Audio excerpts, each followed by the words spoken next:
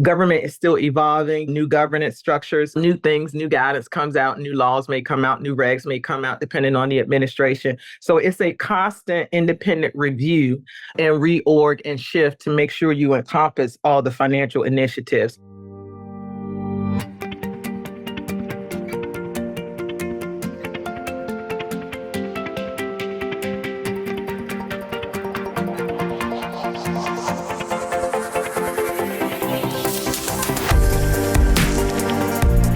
Welcome back to CFO Weekly, where we're talking with financial leaders about how to build efficiency in their teams, create time for strategy, and ultimately get results.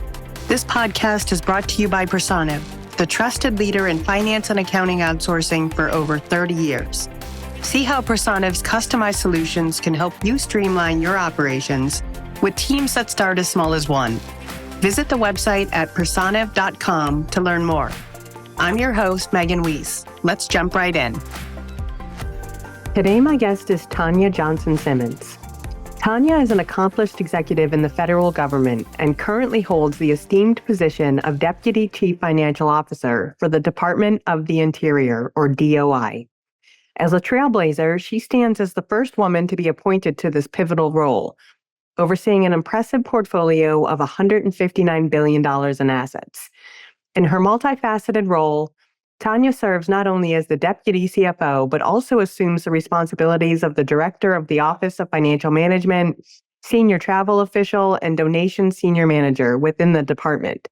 Reporting directly to the Deputy Assistant Secretary for Budget, Finance, Grants, and Acquisition, she plays a pivotal role in shaping and executing financial policies, accounting practices, and strategic financial initiatives. With an extensive 32-year career in the federal government, Tonya is widely recognized as an expert in financial management and accounting. Her purview includes providing strategic direction, planning, monitoring, oversight, and coordination across various financial domains, such as policy, reporting, analysis, data analytics, travel management, public-private partnerships, donation processing, internal controls reviews, fraud awareness, risk management, and audits, both internal and external. Beyond her professional achievements, Tonya holds academic accolades, including a Master of Accountancy with a concentration in forensic accounting from Strayer University, an MBA from the University of Maryland, and a BS in accounting. She is a distinguished graduate of the John F. Kennedy School of Government, Harvard University Senior Fellows. Currently pursuing a PhD in public administration at Liberty University, Tonya is a proud former Norfolk State University Spartan hailing from Suffolk, Virginia. Tonya, thank you very much for joining me on today's episode of CFO Weekly. Thank you, Megan. I'm excited to be here. Yeah, today we're talking about the evolving role of the CFO in government and beyond, and I'm excited to learn more about this topic and from your experiences. So let's get started. Okay, let's get started. First, and just so that we know a little bit about you, can you start by just giving us a brief overview of your career to date? So my career to date has consisted of me being in the federal government for 32 years. I've had the opportunity and honor to work at several different federal agencies, including Department of Health and Human Services, where I worked at NIH. I've also worked at DOD, in Air Force, and Defense Threat Reduction Agency, USDA, National Institute of Food and Agriculture, OPM, DOI. So I've been around a little bit and been here in government since 1991. So quite a bit of time. What initially drew you to government? Well, initially, I think coming from a small town in Virginia, Suffolk, Virginia, I've always wanted to be a servant. And I've always thought about what is the best way to be a servant and to give back to my community and to just people as a whole. And so government has always been on my radar to kind of work in and go and try to see what I can do to kind of help bridge any gaps or share information in how we can do better in government. And so I've always wanted to do that. I wanted to be that individual to do that. Yeah, that's amazing. So can you share what initially drew you to a career in financial leadership and how your experiences have shaped your approach as a CFO? So I think initially what drew me to accounting, period, was my mom. So my mom used to work as an accountant for this small company, and I got fascinated with accounting. And so from high school on, I took accounting courses. But what drew me to leadership probably early on in my federal career was looking back at just inclusion. And so I did not see a lot of women in CFO roles or in leadership roles in financial management in the government at the time. You got to think I've been in government for 30 some years. And so I felt like women could also come in and bridge that gap and provide leadership. Sometimes when you don't see individuals that look like you want to make sure you do. And so you step into that role. And so I started immediately joining different organizations within government. If they needed an employee representative, I would be that employee representative to speak for the employees. And from there, I think that love of being able to set the tone and provide feedback just grew and grew and grew. So that's what started me. Yeah. Over the last 32 years, have you seen it get better for women? Do you see that there's more women in leadership roles, or are things sadly staying mostly the same? I think we have grown. I think we still have work to do. I will say this. I sit on the United States CFO Council, and I can definitely see the difference that women have grown. You see women in CFO roles and in leadership throughout government now that we really didn't see at the forefront before. And so I think the government is diversifying, including more women and bringing the best person period to the table to kind of lead these roles. And so definitely see the difference and glad to be a part of that new dynamic that's happening in government. Yeah, that's good news. Yes. So how do you define the strategic role of the CFO in today's complex financial landscape, particularly within government agencies? And what unique challenges do CFOs face in this environment? So I think that the CFO role in government is probably a little different than maybe private industry. First off, the CFO role in government is mandated by the CFO Act, and it has special requirements. But over the years, what we have seen is the CFO role grow and expand. Usually we were just the accountant pushers and looking for things related to audit, but now financial management has grown. We're more so oversight of the whole entire entity, working closely with chief information officers, enterprise risk management leaders. And so the portfolio in being strategic is looking at the entire plan, just not accounting management, because what normally happens is there's a breakdown in your accounting area. 9 times out of 10, it probably happened in a programmatic area. And so you have to understand the programs, you have to network,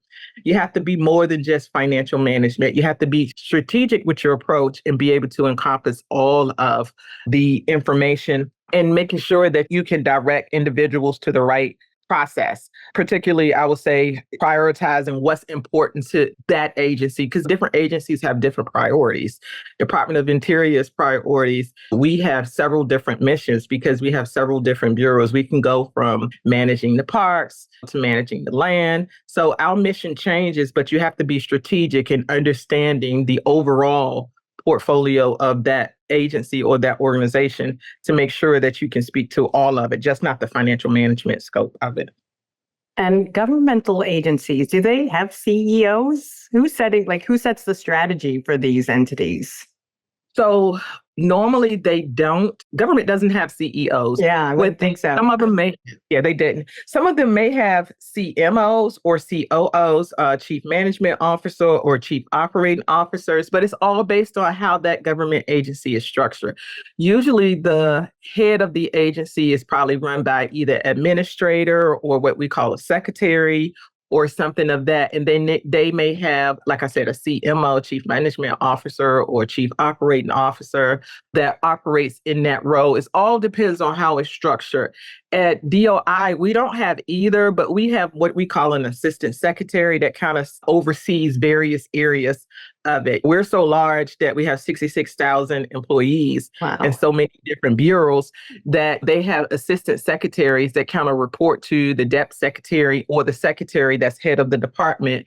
And that's how we are situated. When I was at OPM, we had a COO, which was a chief operating officer. So it just depends on how the government agency culture and the environment is set up. And with your experience managing a $142 billion portfolio, which is just astounding, but what key strategies have you implemented to ensure effective oversight and accountability? And how do you prioritize financial initiatives in these vast portfolios?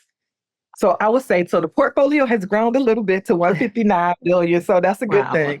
But I think one of the key strategies that I had to do is I had to take a step back and first of all, acknowledge the structure.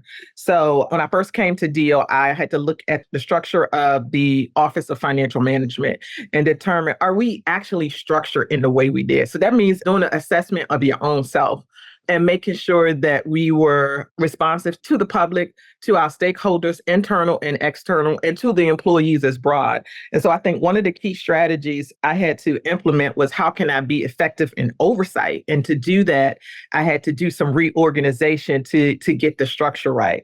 And then once we got the structure right, now what we do is we look at I look through this through an independent review and validation process, which we call IVB. And so we go out and we look at different areas within the department to make sure, hey, we have the proper controls, we have the proper oversight. Are we prioritizing our financial initiatives? Are we inclusive, but also setting a tone for oversight? And so it's a continuing process because government is still evolving, new governance structures, new things, new guidance comes out, new laws may come out, new regs may come out depending on the administration. So it's a constant independent review and reorg and shift to make sure you encompass all the financial initiatives. Particularly fraud is heavily not only in government, but outside of government. You have people hacking, so you have to make sure you incorporate that. In enterprise risk management, you have to make sure you incorporate that. So what are your risks at the department level and make sure you kind of address those before they become a risk to the agency as a whole. So various different ways to look at this. First of all, I think it was taking a step back and just looking at the portfolio. Are we structured right? Can we meet this? Can we do this? And then doing reorganization and developing strategies throughout independent reviews and validation processes. And just speaking of cybersecurity, like I imagine that, like you said, the government is a big target. So how do you go about managing that type of a risk? So one of the things that we're doing, or we have done, so not only have we developed internal control work group training, we've also developed fraud risk management. So one of the early initiatives when I first got here was like, hey, we got employees of 66,000 employees. How do we protect them? How do they know? How do we know if fraud is happening internal or external to the agency? And how do we prevent it? So early on, we started doing, first of all, a workshop every year where we would shut down for a week and we would come to them and we provide them various different trainings related not only to financial management, but to where incidents could happen. We also have a fraud training and what we call a DOI talent system. And this is where anybody at DOI can go in and they can get training on fraud.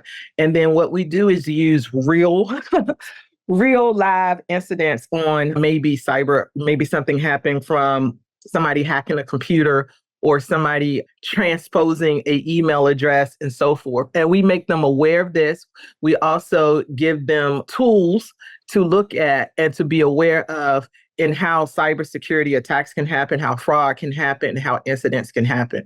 We just recently, in the last 30 days, launched a new fraud training that kind of links some of those different initiatives to that and that they lead to look out for this. I think as government agencies evolve, AI may become more useful. We also have what we call bots that kind of help us look at different things that help us close out contracts, and we use it throughout the government. So it's various tools that we use, it's various tools that our CIO use.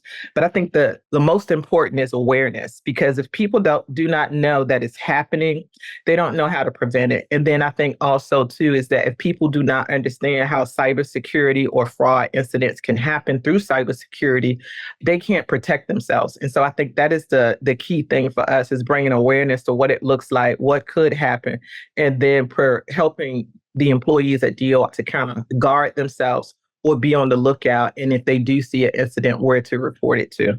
And speaking of AI, but in your view, how can emerging technologies reshape financial operations within the government? And can you share any specific examples of how you're leveraging technology to improve a process or overall efficiency? So I think AI can be used for good or bad. Yeah. And I would say that and AI has been around for a long time. When we start looking at, if you have Alexa, if you have Siri, that is a form of AI. But what our business integration office has created was like we call Bob the closer. And so how we're using that for financial management is that this is our year end process right now. We're at year end. The government closes and shut down its accounting 9:30. And so in doing that, we have to close out any contracts and reconciliation and so forth. And so what we did was the business integration office did was they created this bot that we call Bob the Closer, which automates some of the contract closeouts. It does this by capturing, analyzing, and drafting modifications, and then emailing contractors like a list of expired contracts for potential closures. And so it takes away of that workload that normally probably maybe 17 people will do at year end that we estimated. And it helps them to close out and look at different areas. And it's based on a specific type of contract. And it helps to close those out, taking the workload off of us. But there's various other things. We have other bots that we use for our small business goals that we use. We have a robot, Bob, that automates the monthly GSA fuel transactions. We also have Jack in the Box, which we use to automate data act files, as well as Bobby, the modifier that kind of helps the contracting officers in drafting contracts that we have, maybe with vendors and so forth in Prism. So we are leveraging IT and bots and AI, so to speak, in those different type of ways. I'm pretty sure our OCIO is looking at other ways we can leverage it. One of the things that I always keep in mind is just like we use it for good, you always have those that will use it for bad, and making sure that we educate people on the good and bad use of it, I think is also important. Yeah, I love the names you've given them. Yeah, they did a great job at naming these. So I don't want to take credit for the names, but yeah, they did a great job at naming these. And given the diverse stakeholders involved in financial management, how do you ensure clear communication of complex financial issues to non-financial personnel? We haven't all been blessed with accounting degrees. So one of the things that I try to do is I try to be transparent. So for financial management personnel, what I did too is that we did not have a CFOC council. So we have 11 different CFOs at the bureau level. So let's say Fish and Wildlife has their own CFO, National Park Service has their own, and all of the other ones have their own, and they all roll up to the CFO and deputy CFO at my level. And so because of that, we did not have a way of communicating. So I created a CFO council to make sure that they are educated in their staff. But in addition to that, for non-financial, what we do is we go out. I have 6 divisions under me, and that we kind of educate through that way. One of the things that I shared with you previously is that we shut down for a week, and we reach out to everybody in the department and try to educate them as simple as possible on not only risk, but on different things that are happening in the department and how it affects them. 2 is another thing during year, we try to reach out to all the executives in the department, because executives, including myself, sometimes we're busy and we're working a lot, and we may not understand all the details, but we try to brief them on where we are in the department, try to make sure that they understand how it relates to their specific area, their project, or the area that they're reviewing. And we have different work groups as well. So we may have an internal control work group. We may have an audit management work group. We may have an entity level control work group. And we go out and we share different things and information, and we open it up for them to have that communication and dialogue. But more importantly, what we try to do is relate it to that program so they can have that aha moment and they understand. And I think once you do that, then they're more inclined to reach out to you and so forth. Myself, I carry more than just one role at the department. Not only am I the deputy CFO for the department, I'm also the senior donation official. That means any donations that come into the department that maybe exceed $1 million. So if we get donations for National Park Service, for DC, for the annual fireworks, usually things like that, those things come up to me if they're over $1 million. I'm also the senior travel official. So being a senior travel official, that means I have oversight over all the travel for the department. And so just various different roles. And because of that, my arm kind of reaches a little long and I can have those one-on-ones. And then two, my staff as well as myself, we have a open door policy. So if there's any time there is some confusion and you don't understand what's going on and you need it broken down, we open up the door, we schedule a meeting, we make sure that we provide you the tools and the skills so you have an understanding for where we are and for how this affects your program, how it may affect your budget, or how it may affect you going forward. Yeah, with 66,000 employees, I imagine it's hard, but building relationships with people is really key. Yeah, it is. I think building networking and being able to build key relationships and then communicating, we do that also through policy. And so we'll send you policy. We have a financial management handbook that sometimes speaks to SOPs where it may give you the detail, but it also can speak to a high level for an accountant or financial analyst or somebody that's in the financial management arena. They definitely get it. But we want to also make sure those that are not in it understand how it affects their program. So we provide policy, we provide guidance. We also have a SharePoint site where they can access and go to that link to look for various things. So we try to provide as much information we can without overwhelming them. And then if it's still too much, we open the door to have that one-on-one conversation with them to kind of help them connect the dots. And I'm just curious, but what falls under the umbrella of the Department of Interior? So we have 11 different bureaus that fall under. So National Park Service, that's dealing with all the national parks and so forth within.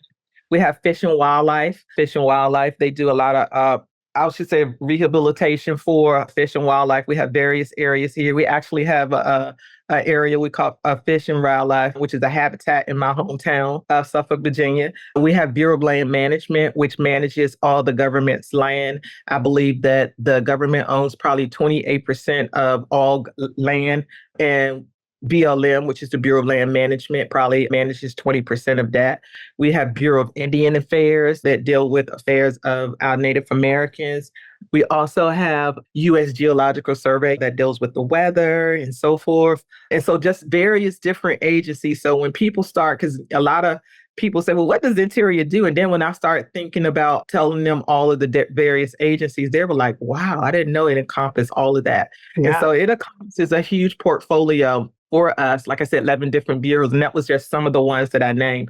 But it's a big initiative, and it's things that we provide that we consider important to the American people, being able to go to the parks, making sure that we preserve wildlife, like the American eagle and the eagle, dealing with wildfires. We deal with that, and so we help out on that. So there's a lot of various different initiatives throughout Department of Interior, and we're widespread. We're not just located in the DMV area, which we call, DC, Maryland, and Virginia. We're throughout the United States. Wow. Yeah. What an amazing branch of the government. I love the national parks. They're necessary for sure. Yeah, it is. So can you discuss a time when you faced a significant financial challenge or crisis and what leadership strategies you tapped into to help navigate the situation? I would say one of the greatest, probably the most significant financial challenge I had was when I was at Office of Personnel Management. At that time, I think that was during that we had the breach that affected 22 million, I think, employees. I mean, I shouldn't say employees, 22 million people for background investigation. It made the news. So if you have a clearance, it kind of affected you. And so I think Congress came out and they identified that we had to provide 10 years of identity theft protection, and they made it a requirement. And so I think one of the biggest financial challenges that OPM had was that it was put on us to figure out how to do this. And so leading this effort, we came up with the idea that we would do it based on the background investigation. So basically how many background investigations that each agency had, we would have them do an agreement with OPM, and I managed that entire portfolio, establishing that up front, and how they would have to pay us, for us to manage that. And then we provided them identity theft protection for 10 years as required by Congress when this right here came out. So that was a huge thing because, it was all over the news. Everybody, 22 million people, information might have gotten hacked or stolen. We didn't know for sure. But we had to provide some type of protection for them. We contracted and procured an identity theft contractor to do that. At that time, background investigations was still with OPM and had not moved back to DOD. And so I led this effort. I had to reach out to all the CFOs. At that time, I was an associate CFO at OPM, and I had to reach out to all the CFOs and get them on board with paying their portion of this based on an estimate of how many investigations they have when they have to go get people's security clearances for them.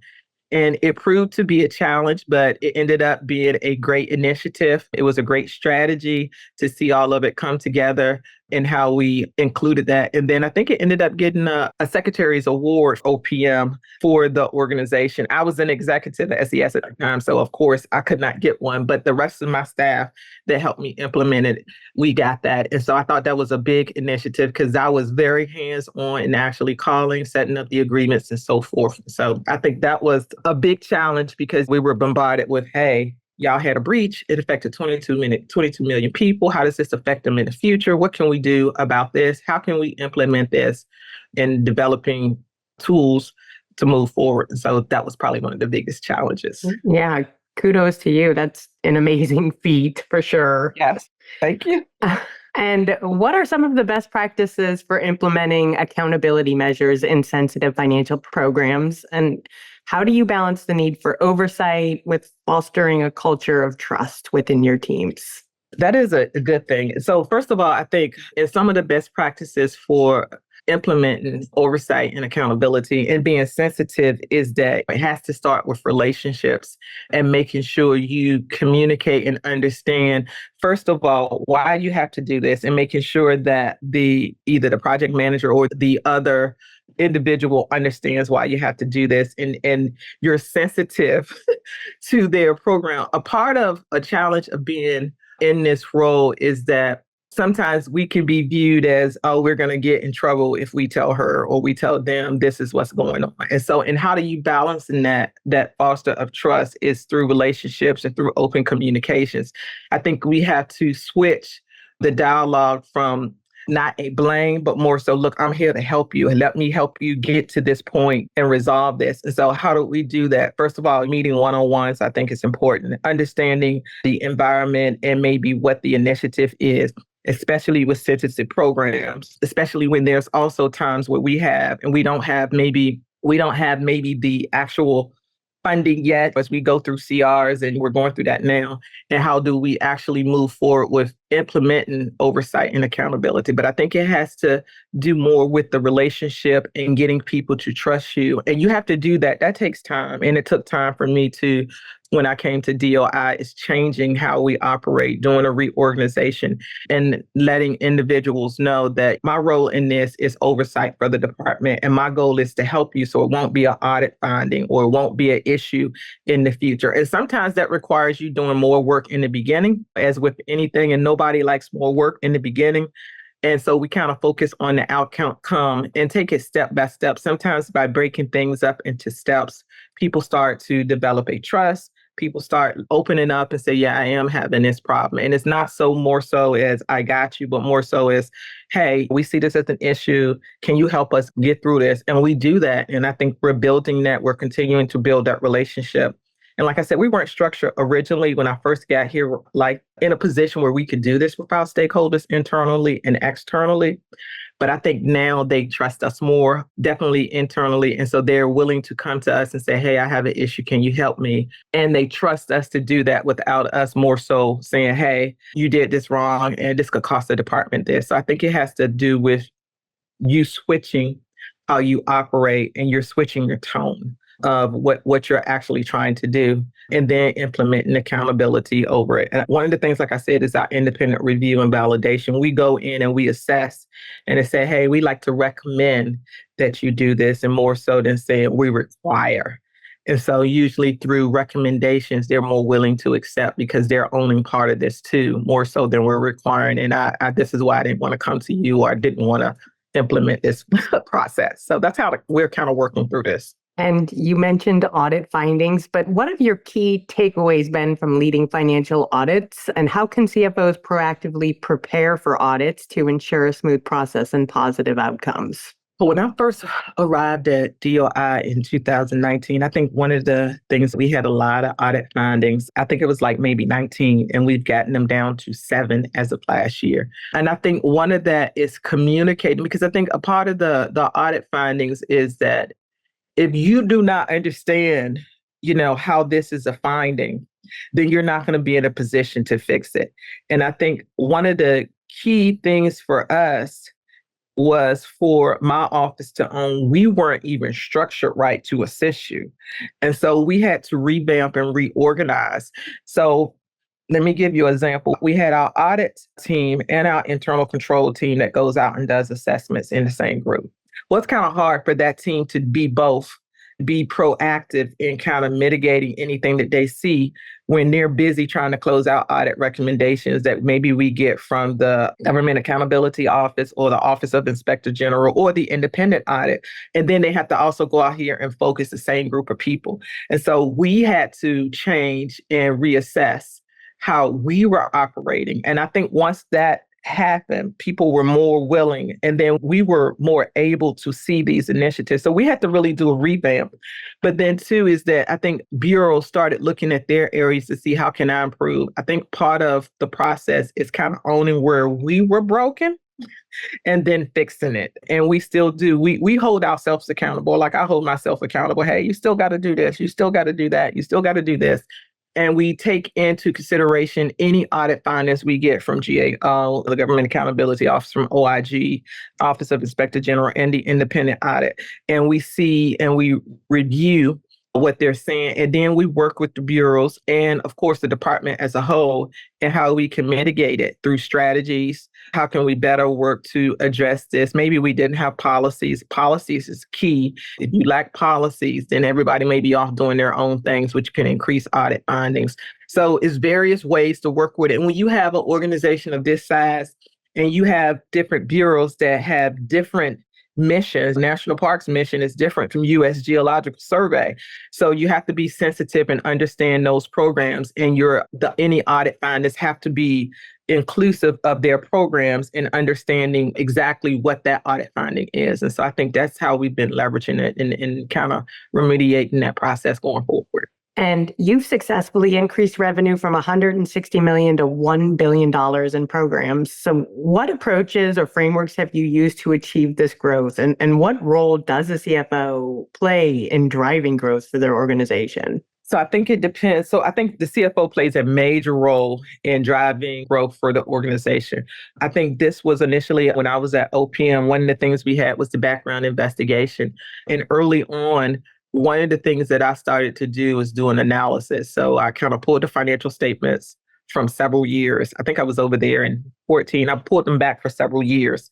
And what I started to see in that specific program is that we had more money going out than we had coming in. So we were charging agencies for the background investigations and so forth, but they were eating up our surplus. So what I first noticed is, hey, we're not structured right. We're not even making our normal budget just to do this. We're losing money. And so I did an analysis. I went back for several years and pulled up month by month to see the money coming in and coming out. And I did a true analysis to say, hey, we might have to change our price structure, because this is what I'm finding, that if I got $500 million in the bank and each month my bill is at $85 million, but yet I'm only collecting maybe, I would say, for instance, $75 million. Sooner or later, that surplus is going to go away. And it kept trickling down. So I presented this over a time to the then CFO at the time. And he reached out to OMB and said, hey, we might have to do a restructure for the entire government on how we look at background investigations. We might need to do a price restructure. And so we went through a whole year of trying to do a price restructure, changed it. And by the time we were finished in 2 years, that $160 million that had dwindled all the way down to $160 million had turned back into $1 billion program. It's now at DOD. But I think one of the things you have to do is what I say is we have tools now that can do that, but I did it the old-fashioned way at the time. I didn't have the tools. I didn't think about the tools at the time that we could have used at that time. I think it was 14, 15. But I went back and I looked and I just did a comparison. I think you have to look at what's coming in, what's coming out. Do I have enough budget or money to actually keep us going? Is there a concern that I'm losing money? So it was basically an overall risk analysis from the money coming in, the cash coming in, the cash going out. Have we increased our background investigations? But I think from a CFO perspective, the new role or the roles that we should be playing is looking at everything. And so when we're looking at not only the financial statements and understanding, we have to look at new initiatives that may cost us resources or staff and see, are we functioning right? Do we have the right innovative approaches to grow? Do we have the right tools to grow? Do we have the right skill sets to grow? And so I think that is what's going to continue to drive the CFO role going forward, is having that overall view, just not of financial management, but of the program, of new initiatives or things that's to come. And you have to look forward. You just can't look at right now. You have to look forward and kind of prepare. And so I think that is going to be the driving force behind new initiatives for CFO, being strategic, basically.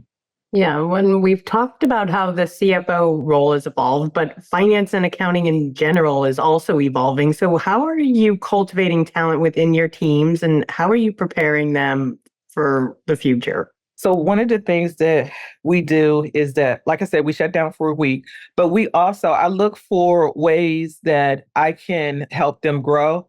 And so we do this through training. There's various training organizations or training companies out there that provide training. So right now, like I have certified fraud examiners on the team. I have CPAs on the team. I have certified risk managers on the team. We leverage different things such as AGA, which is the Associations of Government Accountants. We leverage their training, and we leverage training throughout government to see how we can bring on the best. Sometimes we can't always give them bonus or cash, but we leverage it in training. We look at any new initiatives that's coming out from the Office of Management and Budget or maybe Treasury and so forth, or things that we see, hey, we're not ready. We're not there yet, but we need to get this under our umbrella. And we leverage training. For the most part, training, hands-on and so forth. If they want to go back to school, we try to leverage that. We're looking at individuals that actually we can bring on, or when hiring, we look for people who embrace that they want to grow, that they want to leverage some of these opportunities. Also through 360, I leveraged a 360 tool through OPM to try to make sure that we could give them proper feedback, which is, is a list of questions that they send out to various people, and that feedback comes back and tells them different areas they can improve in, training they can improve in.